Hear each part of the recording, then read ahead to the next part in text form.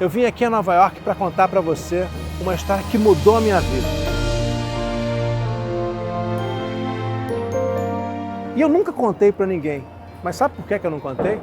Porque um pedido que foi feito aqui dentro, que mudou a minha vida, esse pedido não fui eu que fiz. Esse pedido, eu acho que ele veio junto com esse chamado para entrar dentro da igreja, sair da multidão, entrar e me escutar.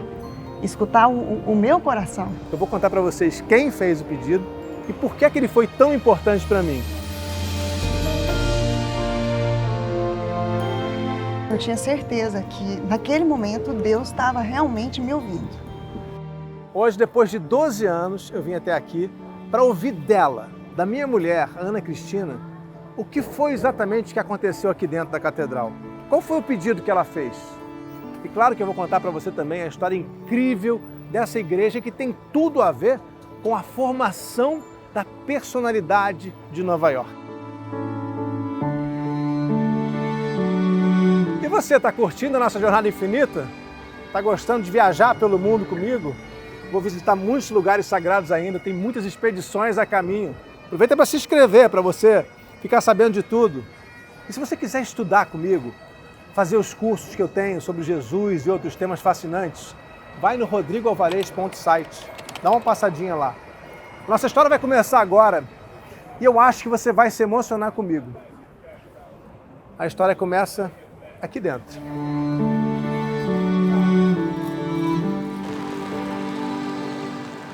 Eu ia entrando, mas eu parei aqui para fazer uma reflexão. Como é que a vida da gente pode mudar sem que a gente tenha feito nada para isso, né? Eu estava lá no Xingu com os índios, voltando depois para São Paulo. A Ana Cristina estava aqui fazendo um pedido que mudaria minha vida quando a gente se encontrasse logo em seguida. E daí nasceriam nossos filhos, o Rafael e a Audrey. E tudo mudaria. Mas antes eu queria te contar a história do lugar onde tudo aconteceu. Porque esse lugar é fascinante e eu acho que se não fosse o pedido feito aqui, será que tinha acontecido?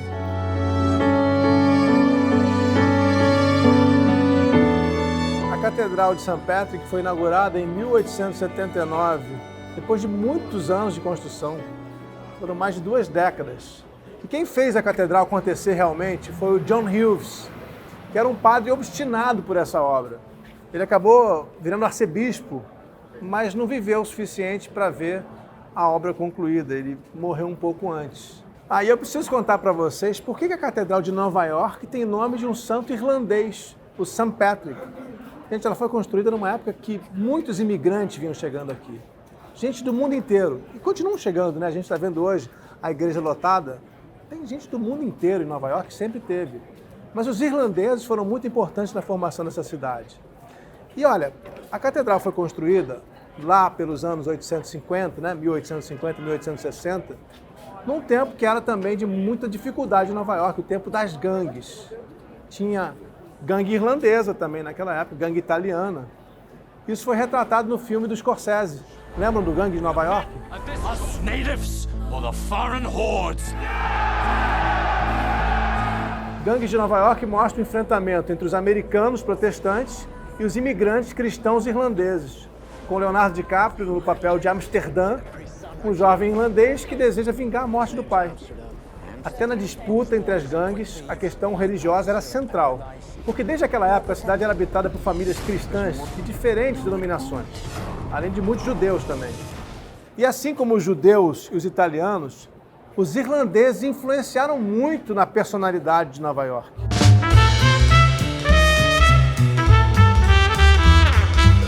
Você consegue imaginar que isso aqui era uma área rural? Quando esse terreno foi comprado pelos jesuítas em 1810 para fazer uma escola aqui, a Quinta Avenida, é claro, não tinha asfalto. As ruas de trás nem existiam. Isso nem era considerado Nova York, eles compraram um terreno fora da cidade porque era mais barato. E aí depois vieram para cá monges trapistas franceses, fizeram uma caridade aqui. Esse lugar sempre foi associado ao cristianismo. Até que a Igreja Católica comprou o conjunto, colégio, capelinha que tinha aqui e o terreno. Um pouco mais tarde, né, demorou um tempo até que eles começassem a obra, porque era muito caro. Imagina construir uma obra, né, um prédio desse aqui. Nova York tinha acabado de ser promovida a arquidiocese e a Ordem do Vaticano foi construir uma igreja para substituir aquela antiga. A nova herdou o nome que os irlandeses tinham dado para outra, Catedral de St. Patrick. Todo mundo já ouviu falar de St. Patrick, né? Até porque tem um feriado, é o santo padroeiro da Irlanda. E ele ficou muito conhecido porque fugiu da escravidão, depois voltou para a Irlanda para catequizar aqueles que tinham escravizado eles. Se tornou um dos personagens mais marcantes da história do país. Aqui em Nova York, para a construção, o arcebispo John Hughes pediu doações aos católicos da cidade. O projeto era grandioso, né? Como a gente está vendo aqui. Uma igreja em estilo neogótico, com um pináculo de mais de 100 metros de altura, na cidade que ainda não tinha esses arranha-céus. As portas da St. Patrick se abriram aos fiéis em maio de 1879, com a presença de mais de 40 bispos e arcebispos. E não é qualquer porta, é uma porta de bronze, uma das partes mais bonitas da igreja. Essa porta, esse portal da Catedral de St. Patrick, todo feito em bronze, ele tem 3 mulheres e 3 homens. Assim como lá dentro existem 12 vitrais de mulheres e 12 vitrais de homens, de santas e santos. Essa aqui é a chamada Filha de Nova York. Aqui em cima, a mãe dos imigrantes, o que é outra coisa muito bacana aqui, o respeito, a dignidade aos imigrantes. Nova York sempre acolheu bem quem veio de fora e foram eles que ajudaram a construir essa cidade.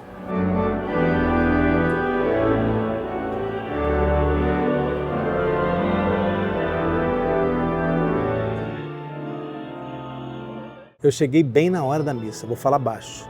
Olha só o transepto de 44 metros dessa igreja.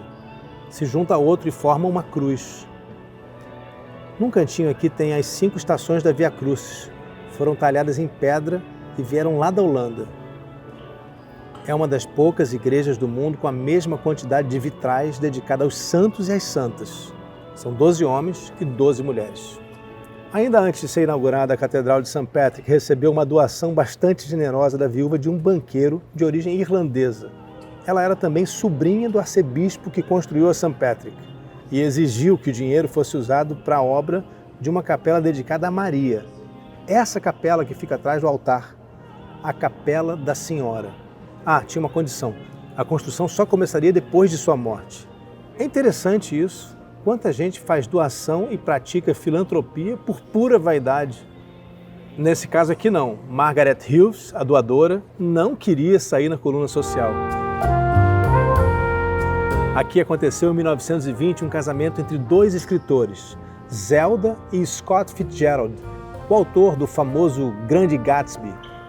Zelda era rica, Scott mal tinha dinheiro para aluguel. E ela só aceitou a proposta de casamento depois que o Scott lançou o primeiro best-seller. Os dois foram retratados num filme do nova-iorquino Woody Allen, mas lá em Paris.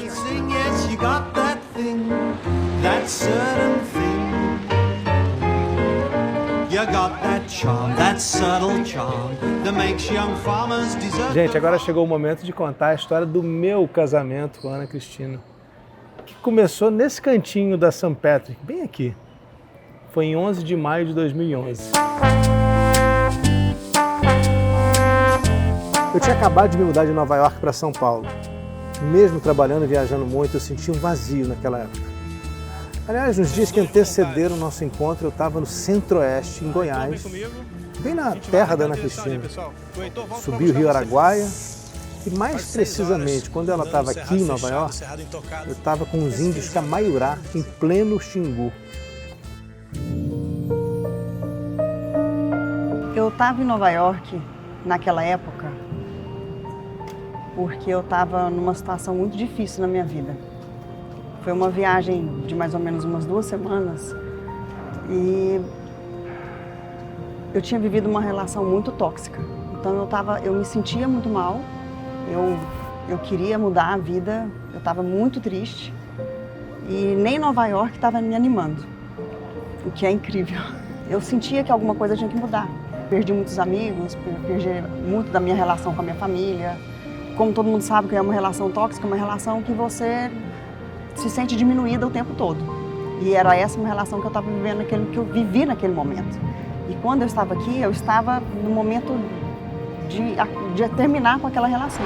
Nesse dia que eu vim aqui na St. Patrick, quando eu acordei, eu olhei pela janela do hotel e tudo estava fechado. Você não podia andar nas ruas aqui na Quinta Avenida. E eu não entendia por quê. E eu saí caminhando. Falei, eu vou ver o que está acontecendo. Eu passei pela St. Patrick e falei, eu vou entrar agora nessa igreja. Foi como se fosse um chamado. Venha, que aqui é um lugar que te acolhe. Aquela multidão toda que estava ali fora é a vida louca. E aqui realmente é um momento que você pode refletir sobre a sua vida, sobre aquilo que você realmente quer.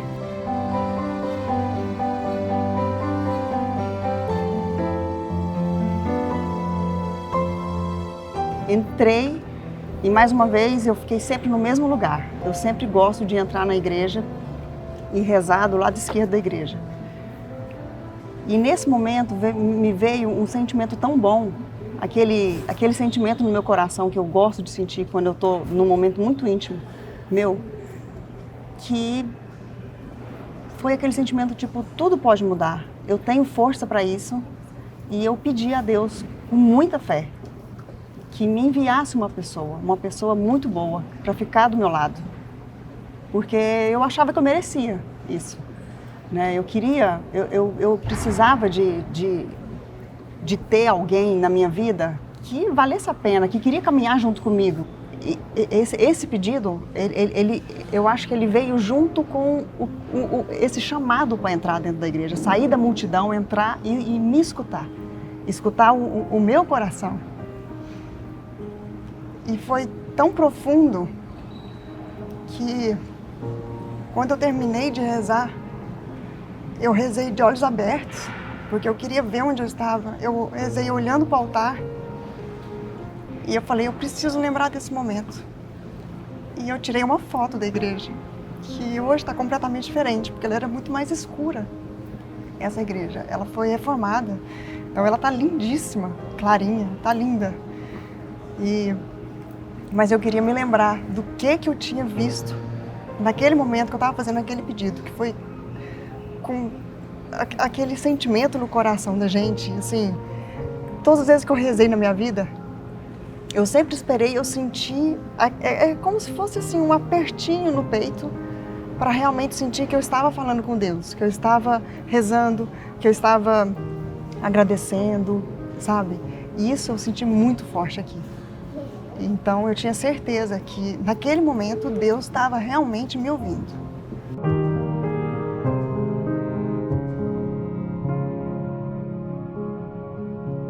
E quando eu saí da igreja, Nova York estava tomada de pessoas. A Quinta Avenida não tinha onde pisar, não tinha como você caminhar livremente. Mas não é porque ela estava lotada de gente, é porque todas as luzes estavam fechadas, porque o Obama, o presidente na época, ia passar, porque ele ia falar com as famílias das vítimas do 11 de setembro.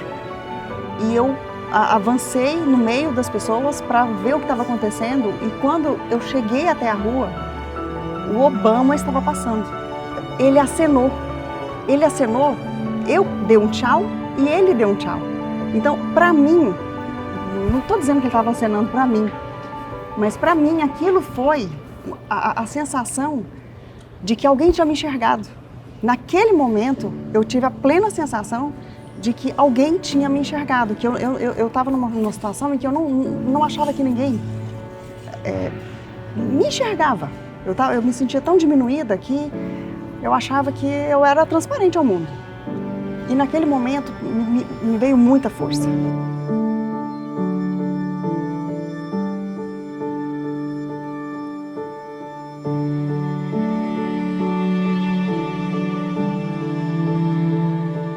Daquela vez não foi assim, não foi no Central Park. Não. Você lembra como é que foi? Sim, a gente se encontrou em São Paulo, quando a gente estava no aeroporto. Que eu estava voltando. E eu indo para São Paulo e você voltando do Xingu. Eu estava todo pintado dos índios, né? Sim. Eu falei, como é que eu vou conversar com alguém com esse estado que eu tô, essa bermuda toda rasgada, esse sapato todo sujo? E isso aconteceu poucos dias depois de eu ter feito o pedido na St. Patrick. Sim, essa é a mágica, né? Exatamente. Você veio aqui... Fui embora de Nova York no mesmo dia que eu fiz o pedido. Logo em seguida, eu fiz outra viagem para São Paulo para poder assistir a peça com uma amiga. E foi quando eu te encontrei. Olha o esquilinho aqui, que bonitinho. Olha só. Olha só, tá vendo? Essas coisas só acontecem. Eu acredito nessas coisas. Ele veio aqui falar com a gente. E você lembra onde é que a gente estava? Na esteira 4, de Congonhas. Você não sabia na época que era o meu número da sorte. É. E eu já tinha lido seu livro. E essa coincidência do haitiano? Sim, essa coincidência foi realmente... A gente não sabia até agora. Não.